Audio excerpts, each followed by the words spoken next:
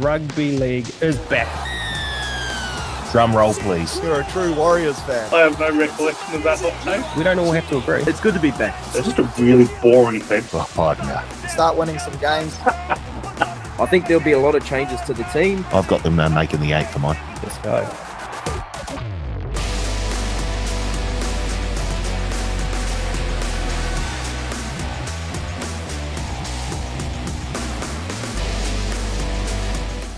Hello, folks, and welcome back to the Advantage Line, TAB's Rugby League betting podcast. My name is Cal Tiley, and I'm not in studio today. I'm in a studio. I'm in the Sport Nation studio here in Auckland. Down in Wellington, finally made it. Paul Mawate. How's day one of the week, mate, pal? Mate, I hope Queensland aren't as calamitous as what's just been going on here. Geez, they are no chance this Wednesday night if they're in the same sort of trouble I'm in right now. I don't know how I got that camera working or the speakers to go, but we're here. Look, classes, what is it? Form is temporary, class is permanent, something like that. Well, anyway, yeah. One of the great segues, which of the three classy acts am I going to go to first? Let's go to the great man, Nick Tedeschi. Teddy, welcome in. How are you, my friend? Thanks, Carl. Look, I thought I'd seen record levels of incompetence when Billy Slater selected his back row last week, but watching Mawadi tinker with a soundboard and a microphone for about part of half an hour trying to get this going might have taken the cake. So kudos to Paul. He's topped the list again. I'm so glad JJ Spawn won this morning. So, and Teddy had just about every other golfer in behind him. It was a good book, Paul. Good books don't make cash, though. All right, we've gone already. This is a rugby league show. Shut up, fellas. Sealy, how we doing, pal? Yeah, good. I'll keep mine short and sharp, but I'm well and I'm ready for a big Blues win. And finally, Blake Ashford, the only one here with any credentials, rugby league related. How you doing? Good, I think. That's a lot of pressure to put on me there, but happy to talk Origin and learning new words, calamitous. So, outstanding, great start to the week. Just to clarify, that's not something you catch in Hamilton Ash. It's a different type of word. Oh, wow. Yes, this is today, boys, going to be an Origin special for Origin 2. We probably should have done it for Origin 1, but we didn't. So we're going to do it now. Short, sharp show, and I'm going to kick things off with a roundtable show opener question, a little game of Would You Rather. The question today, would you rather be selected as 18th man for an Origin game and never play, or never be selected in an Origin squad? Teddy, I'll go to you first. Never be selected in an Origin squad. The 18th man is a disgrace. And I would only want to be selected for an 18th man if my club wasn't playing and they had to buy, which should be the actual rule. So, so I'd rather never be selected for Origin. You know what? I reckon I'm a red hot chance of achieving that goal. Good stuff. That's exactly how I wanted this to play out. What about you, Silly? Mate, give me the 30K. I'm taking 18th man. You still get paid as if you played, so sign me up. I'll take the matchies every day of the week. Mawadi? Oh, give me the 18th jersey. I'm taking that home with me, 100%. Like, if you're a proper league player, then you probably don't want the 18th man if you're never going to play State of O. But just to be a part of that sort of team atmosphere, and Blake can probably expand on this a wee bit, having been an age grade rep, I think, for New South Wales. But for someone just like a man on the street, I'd take that 18th jersey. It'd be framed up at home. I'd show anyone who came round, I'd show them that jersey, tell them the story, whether they'd heard it 10 times before. I was 18th man for Queensland when we won 9 in a row. What do you mean, man on the street? Weren't you an inaugural Warrior?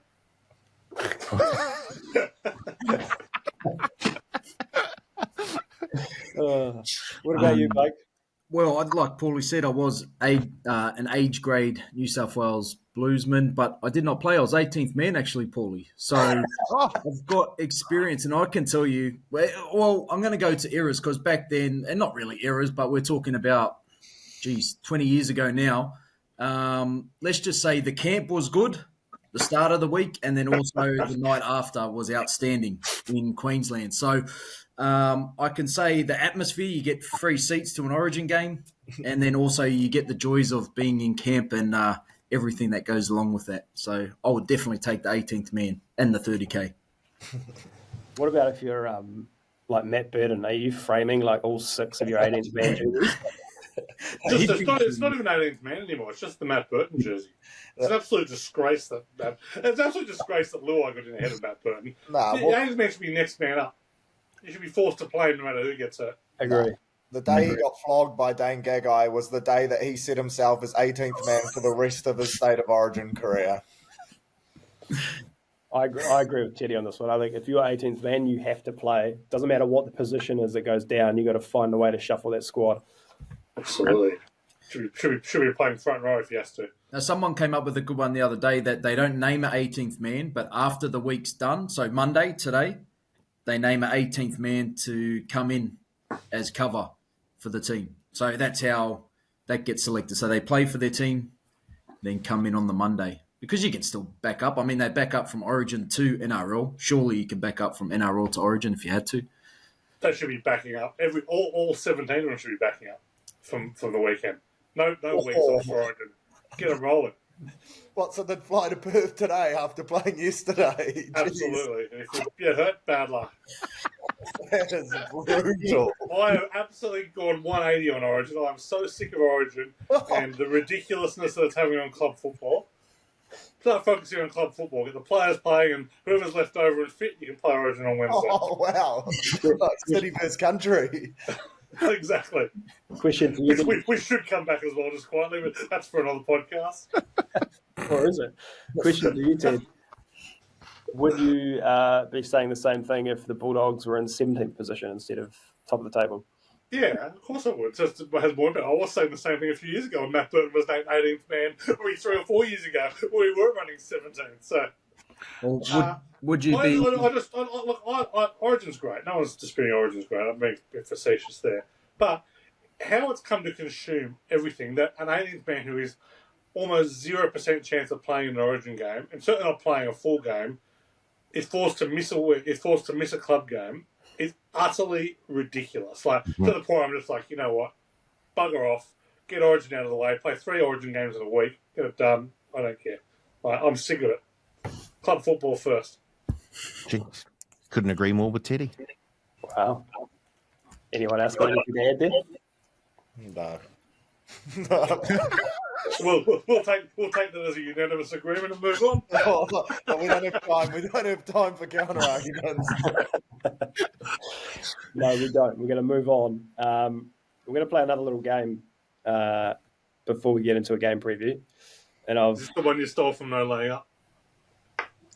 Shout out to the guys for No Laying Up. Yes, Teddy, it is. Oh, that was a great idea. I was watching it last night. I'm thinking, that's a great idea. We should do that for the podcast. So here we go. Look, boys are on fire. We're vibing. Hopefully our listeners have got no idea what No Laying Up is, and this is an original idea.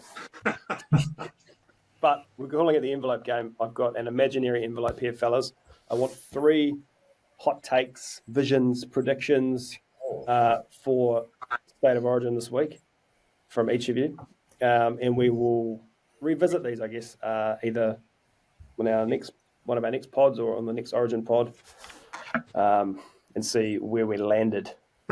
So, Moari, you can go first, given you expelled so much energy getting ready for today.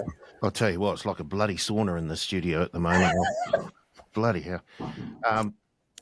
Does it have to be punting related, these things? Look, like any of these games, we just make it up as we go, so do what you want. I'm going to say, I don't know if this is a hot take, because it's almost standard for a State of Origin game. There's going to be an all-in brawl. No. What do you mean standard? That hasn't happened for 20 years. Watch out this Wednesday. What is it? So there's going to be more than 3 from each side getting in there. What's the over-under on punch count? Over a half? Oh, well, the arms will be swinging. I don't know how many will be connecting. I don't have to connect. I will say 0 punches will be thrown as There's 0 punches been thrown in 10 years of Origin. Can I get the unders on that, please? Yeah, max bet under. Max bet under. Moral. What's your next one? Are we going one by one? No, give me all three. Okay. The other one is sort of punting related. Queensland will score less than 10 points in the game. Are you a Queensland fan? I am. I don't agree with the changes that Billy has made, and I will be so happy if I'm wrong and they score a whole heap of points and they beat New South Wales. I just don't see any sort of go forward in that pack outside of Big Tino. They even lack a wee bit of mongrel in the pack. I don't see an enforcer in the pack, whereas they used to have at least one in every single series. It's horrible for mine. Yeah. And I think that New South Wales will score over 30 points. That was my take. Wow. Was that prediction 3 or still part of 2? That was 3. We phoned it in, didn't you, Paul? What did he say? I didn't hear him. Really phoned that one in, didn't you, Paul? Nothing new. Teddy, what about you? So this one, Queensland will win the penalty and 6 again counts by a significant margin. Classic Ashley Klein, old captain square up come this. I don't think he cares who wins, but you can be sure in certain game 2 will always favour the team that lost game 1. Prediction 2, Valentine Holmes will charge out of the line to create an easy Blues try. So whether it's Lomax or Crichton or Liam Martin, someone's scoring out that right side. That's going to be because Val Holmes completely mucked up a defence, and you can replace the letter M with the letter F for those who are a bit more adult in this one, because it's he's a shocking defender. Talk about phoning it in. Phoning it in. This is. I've sat down and envisaged this match. This is how it's going to happen. And the last one, a bit more punting load. A Blues forward will win man of the match. Little stat for the punters out there: 7 times in the last, I think, 14 years, a forward has won man of the match in Origin 1. 6 times they've got a forward, then won again in Origin 2. They tend to go on little runs where it's either all backs or forwards in the series. So I'd be looking at around Isaiah Yeo, Angus Crichton. Those ones that put up big numbers, but I'll just go a Blues forward to win man of the match. I think as of Thursday last week, this has been recorded on Monday, Isaiah Yeo was best backed for man of the match. Never won one, and I think I don't have the stats in front of me here, but I reckon you could go a long way back before a permanent Blues captain, a permanent State of Origin captain, take away Jake Trebojevich's 1 year stint, didn't win a man of the match while they were captain. Mm-hmm. Interesting. Shirley, what do you got? I believe this will be the 3rd time that New South Wales will win by exactly 32 points. So chuck that on your punting. In Perth, it just happens every time, and we're going to pile on the points. So that's paying $9, 30 plus winning margin. Get around that. I think Queensland will kick the ball to Spencer Leniu this time, and there will be a penalty resulting from that collision. Whether it goes what team's way, I'm not quite sure, but we are going to see that clash this time. And then the 3rd one is that Billy will be coaching his final game heading into next game, and the chat post this game will be that Queensland are looking for a new State of Origin coach. Wow. Nice. What about the fall of Billy Slater from next coaching genius, the guy every club wanted, to being just Queensland's version of Brad Fittler? He would dead set play Damien Cook in the centres the way he's going. That's a low blow. I don't know if that's a low blow. I'll give you a fun fact, Carl. I'm well versed in the low blows. More low blows than nature boy Ric Flair over here. Woo!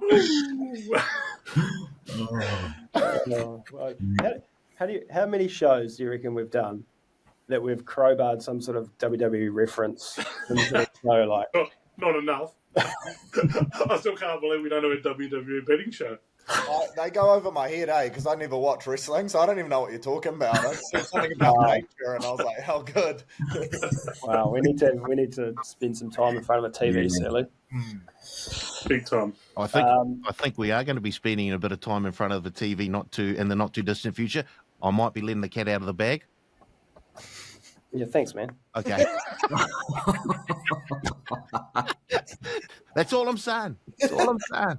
Nothing's a secret in this business anymore. That could mean a million things. Aish, what do you got? I was not impressed. Not impressed. Number one, I've gone with Surly as well. So Queensland will kick to Spencer this time, but we're going to see a Chief versus Spud kind of encounter. So we all remember Marathon Stadium, Chief running out of the line just to get one on Spud, and I think Tino's going to be the man. It's going to be Tino on Spencer. Both probably, who knows how they end up, but that'll probably be a penalty to Surly's point. And I think that's what we're going to see. Big Tino try and set the tone. Number two, we've got Brian To'o and Zach Lomax to prove once again how important the wingers are, starting sets to combine. I was going to go over 500, but combine for over 450 metres together.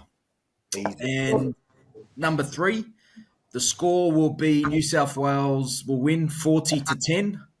Nathan Cleary will score 14 of those points. He scored 30 points in 2 games at Optus, so he will score 14 points and the Blues will win 40-10. Can you change it to 42-10?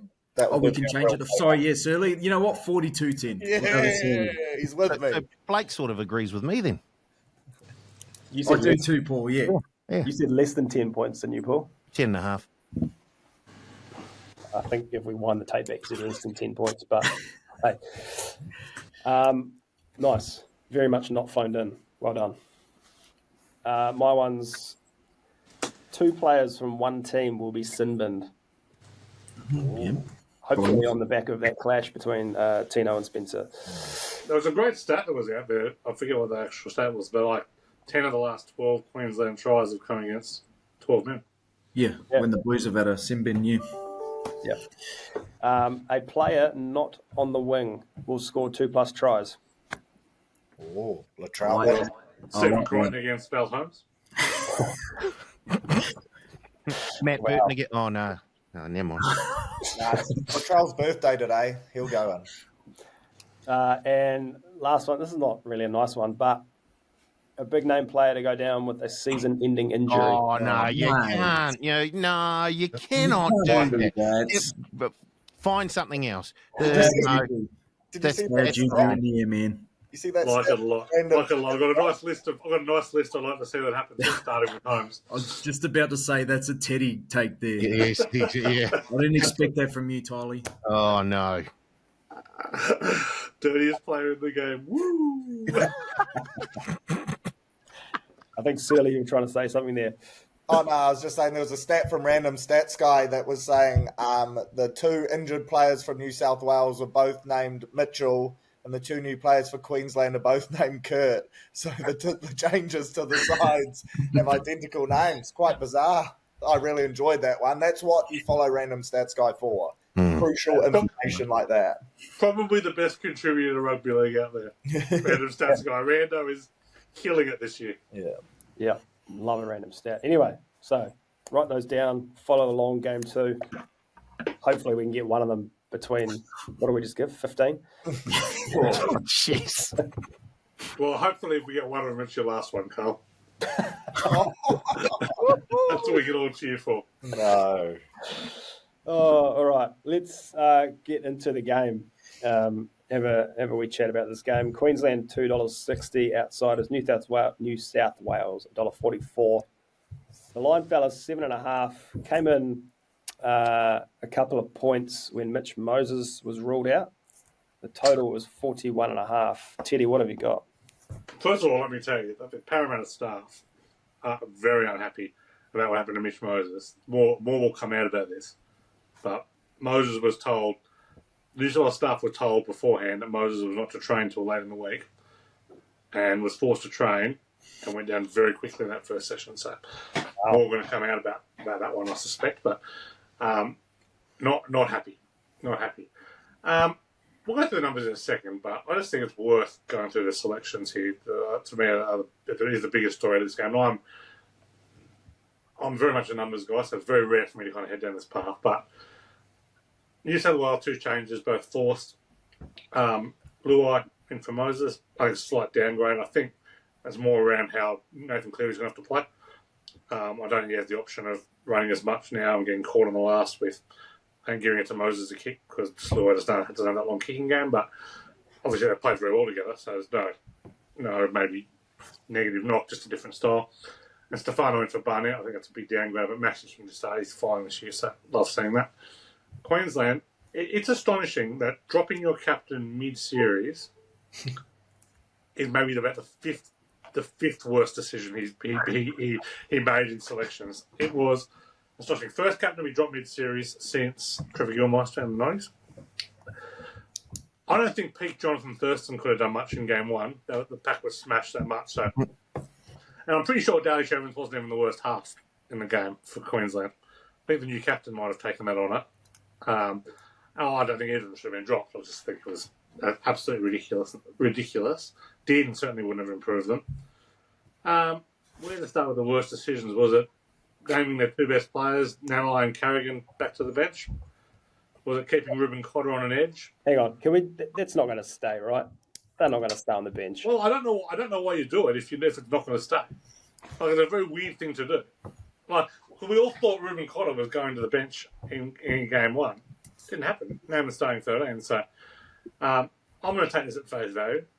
And if I'm proven wrong, well, then good luck to Queensland. But dropping Nanai and Carrigan to the bench makes 0 sense. Having the very, very average Trent Liero starting in lock, and then bringing in the average guy who can't tackle, Kurt Capel, on an edge. Very, very odd. You need size. So instead of bringing Corey Osborne to the team, you bring Kurt Mann onto the bench. And then you go, you know what, Valnine Holmes was so bad, let's upgrade him from wing to centre and put him further in so he has to make more decisions when he's clearly proven himself incapable of making those decisions. So hard to know where they went wrong. To name one thing for Queensland, but they went wrong everywhere. So awful selections. Some stats from game 1. Hang on. Anyone got anything to say on this? Anyone want to rebut Ted there? The Kurt Capewell thing to me, but that's probably my Warriors' strings. But me and Teddy were talking off air, and I was just saying a lot of those, because everyone brings up the missed tackles, but a lot of them are high effort. First leading up the kick chase, flying out the line to just try and get others up around him, puts a casual shoulder on, probably should complete the tackle, but doesn't. But I don't think all misses are created 100% equal. I just don't get how he wasn't in the team in the first game and now he's starting in the second game. I don't see that logic from Billy Slater there, because for me, if you're going to start him in this game, he should have been starting in game 1, because I don't think he fixes any of the problems they need to address. And how does he jump Bo for more as well? Yeah, I don't think Bo did anything wrong. He's been Hudson Young for me in this series. So, That's where I think they've gone wrong. Ruben Cotter plays lock for the last 3 years for North Queensland, and you're putting him on an edge.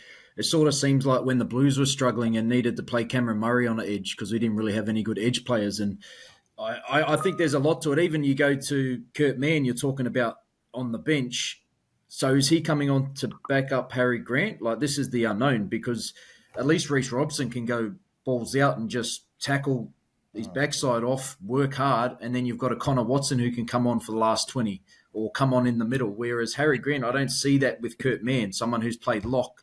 Good utility, but it's just crazy for me. Even to have Mo Fotuaika, who I thought got run through, there was no one supporting Tino game 1, to be honest, and I thought you'd start with the psychopath Lindsay Collins and just let him go wild. So I personally, it's a funny situation because this is where New South Wales were 10 years ago for that period.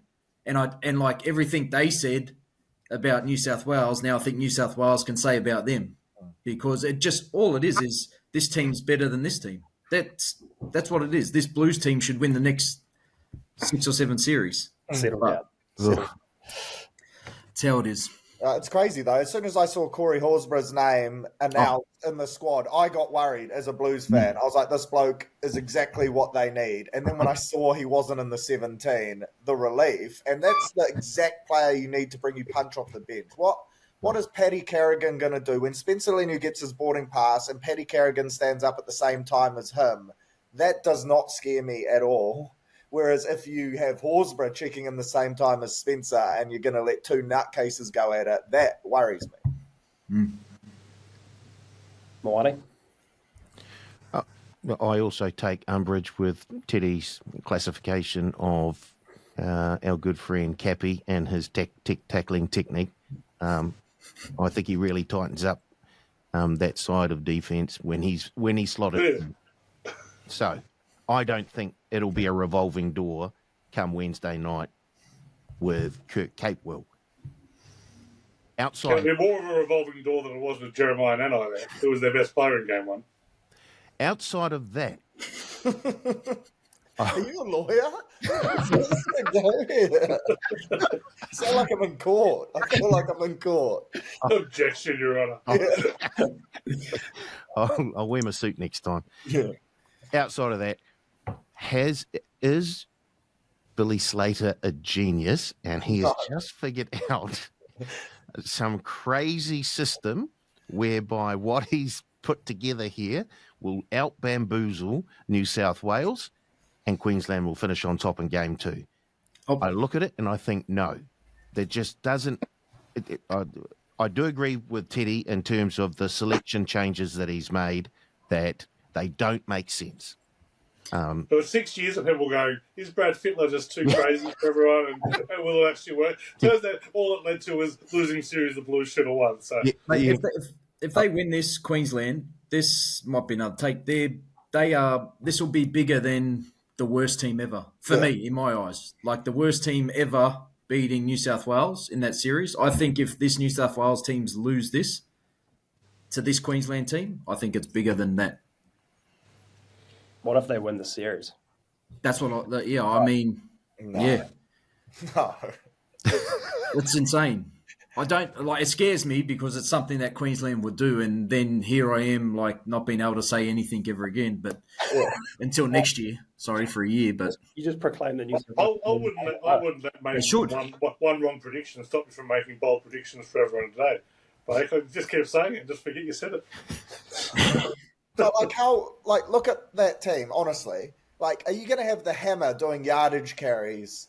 Like, none of it really makes sense. Like, when you look at New South Wales back three, to touch on Aisha's point before, there's 600 plus meters right there. KP, Hammer, and Coates going to get you that same thing. Then you throw in a shortened kicking game with no DCE and 2 sixes running the cutter on your last tackle options. I just can't see how through sheer weight of territory that they do compete. If this is the Canterbury Bulldogs against Queensland in Perth, I've got the Bulldogs favoured by 3. But, question, is it a Bulldogs team where Gus has met Lockie Galvin or not yet? Yeah. Doesn't matter. We'll even play Matt Burton at 18th man and we'll still be favoured by 3. And they can have Kurt Mann. All right, Teddy, give us some stats.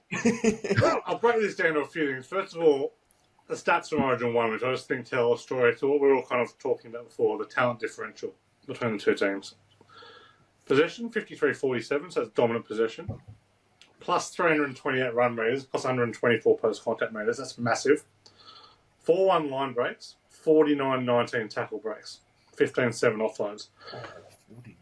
The scoreboard was so unreflective of what the final margin of dominance. Like, honestly, that margin in game 1 should have been 30 points. Like, the 12 points, combined with the 4 missed goals and all that stuff, which you're just almost never going to get again. But this isn't even close. Going into this game, looking at the talent between the stuff, isn't even close, assuming they picked their best team. They picked a significantly worse team, as we've all discussed. So for me, that's big. Some historical notes. Optus Stadium is so in favour. So I mentioned before, they won both games by 32 and 32. On totals of 44 and 56. 8 NRL and Origin matches have been played at the ground. The lowest total combined is 40 points. Line for this match, 41.5 total. So I will be betting over with a good deal of cash. And I'll be having a little something on a 61 plus score, which I don't think I've ever done in Origin. So a little something for the Ric Flair punters out there. Neutral venues. New South Wales won 5 of the last 7. 4 of the last 5 neutral venues, 44 plus points. Recent matches, New South Wales won the last 3 all by double digits. Queensland scored 6 or fewer in the last 2. So the gap's getting bigger. Game 1 loser, everyone thinks it's bounced back. Not as strong as you think. 6 and 4 in the last 10. So they won by 20 last time, lost by 26, won by 30 lost. Either way, I'd be looking at a 13 plus margin. Obviously, when you're going one team on the 13 plus, teams off a loss of 12 or more, 6 and 3. So it's a little bit of a favour for Queensland there. But overall, I don't know how you go past New South Wales by a huge margin on a ground that suits New South Wales way more than Queensland. And to me, the big number in game 1 was the 49 tackle breaks for 19. That's 49 missed tackles against 9 missed tackles. Yeah, I know you're Cape Capel fanboys. This is Lekker. This is another Lekker Halasima. Lekker Lakasima. Kurt Capel fanboys in there, but there's no way he tightens up the defence. Are you giving us one word? Are you going to give us that one word that we all want to hear? Well, I will say it, but I don't like doing it for favourites, but they are morals. This was absolute morals. Morals unbeaten for a long time, but I usually I say this for $3.50, $4 shops. We'll put it in this one for Origin. But New South Wales, I'm in Origin. I'm an underdog punter. I typically think Queensland are usually underrated in the market because people overreact to team selections, and talent doesn't always mean everything. This Queensland team has lost the plot. Billy Slater's the new Brad Fittler. I think New South Wales win this by 30 plus. So I'm chips in the Blues.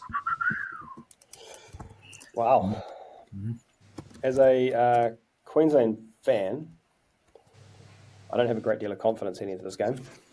And as I finalise my bets for our next segment here, there's not a lot of red here, Moani, or maroon.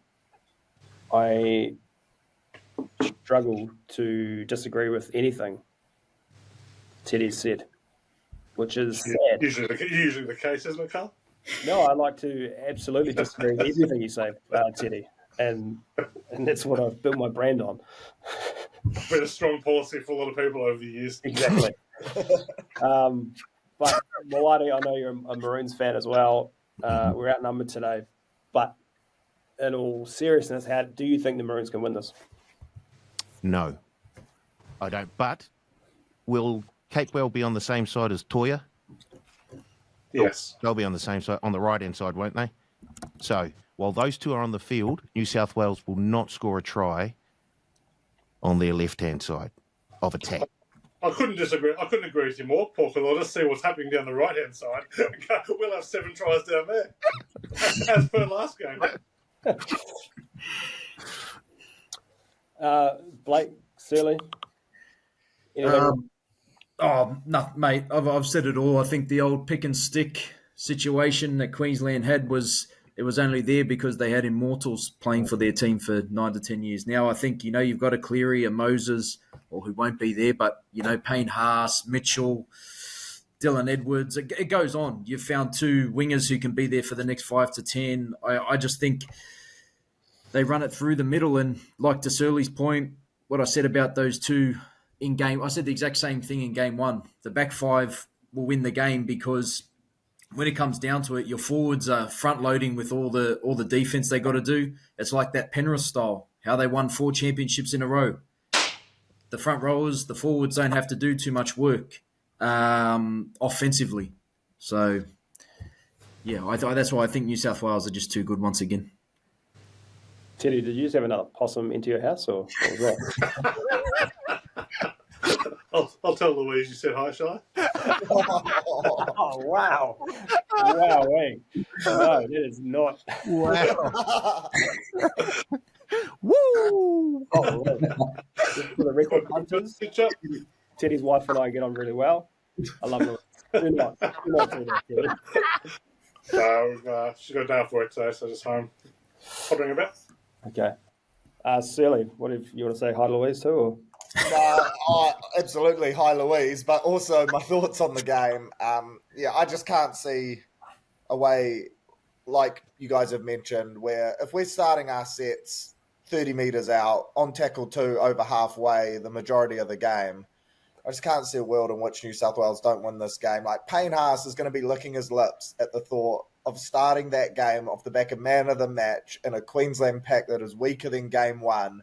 Literally, who is going to stop that bloke for the first 20 or 30 minutes? He's just going to run amok. And I just think New South Wales are in this time now. I think average age, 26 or 27. They're just all in their prime and ready to rip. So, yeah, I just feel extremely confident. I felt confident before game 1. I came on here and I thought I'd made a real fool of myself. I put my nuts on the line in that one. It aged well for me, and I'm feeling more confident about this one. And I really hope Jerome Luai just has himself a game too, because he's built for the Origin stage. And while I would prefer to have Mitch Moses there, I'm extremely confident Luai will do his job and play his role and rattle a few cages too. Stat question for Teddy. Yes, Paul. How many times has there been a back-to-back man of the match in Origin? And as a prop, he've done it. Surely not. My memory is Greg Bird might have been the last.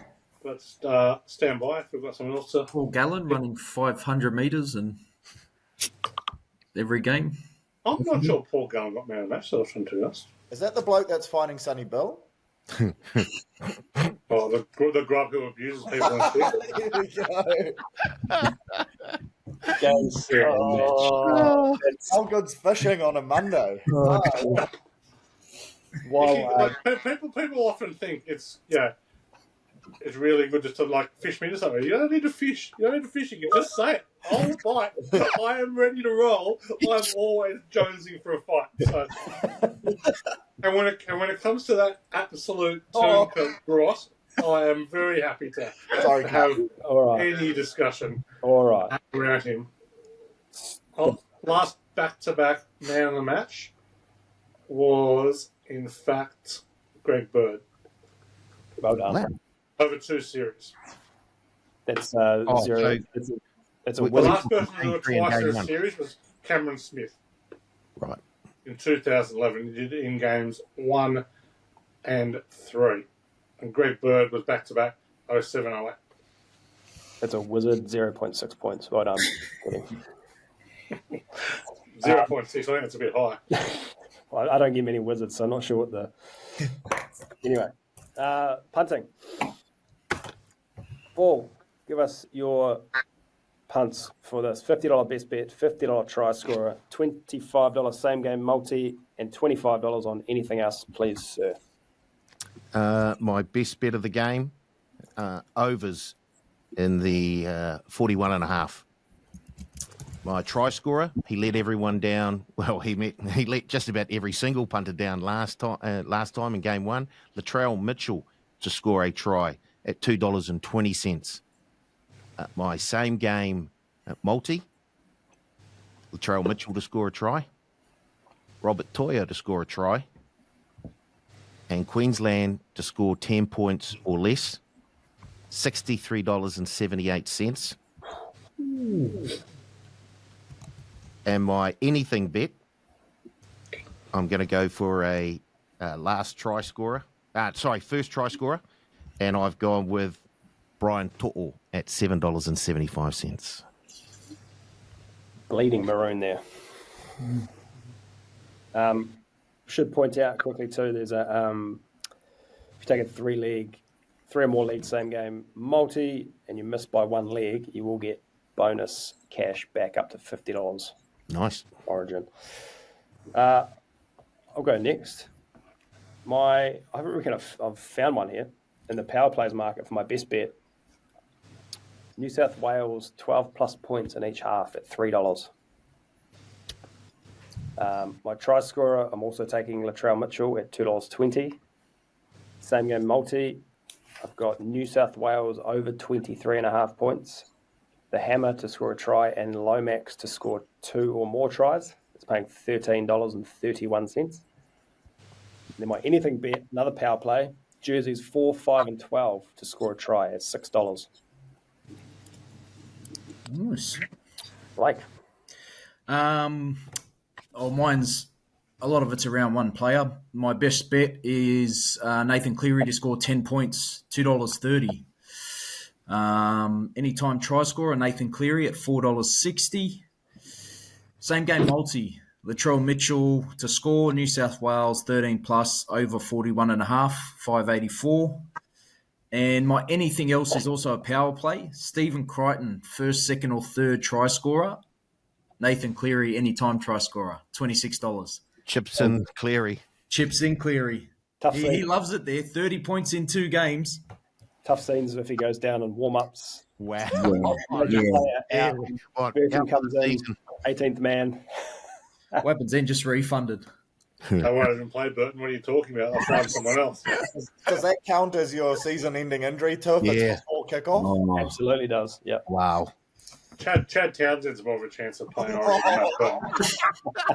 We could vlog it too. It'd be good content. Good content. Really, what do you got?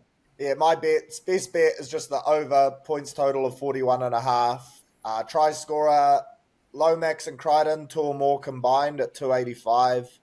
My same game multi, New South Wales 13 plus, over the 41.5, and Lomax anytime at $4.85. And my anything else bet, winning margin, New South Wales by 30 plus at $9. Yeesh. Yeah. Bring us home, Ted. Best bet New South Wales minus $7.5, $1.90 moral.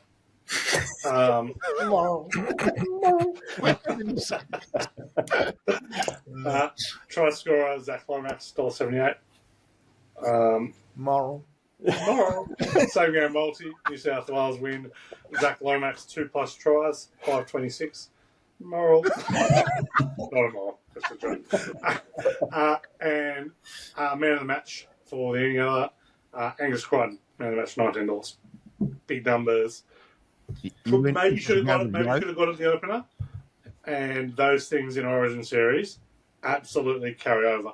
So very comfortably afford, but like obviously back Yo, he's the one who I wouldn't want to back on, but Crichton as well. His numbers are always superb in Origin. So, and I think he's the shortest price forward to score a try in betting. So lot lining up for Big Gussie.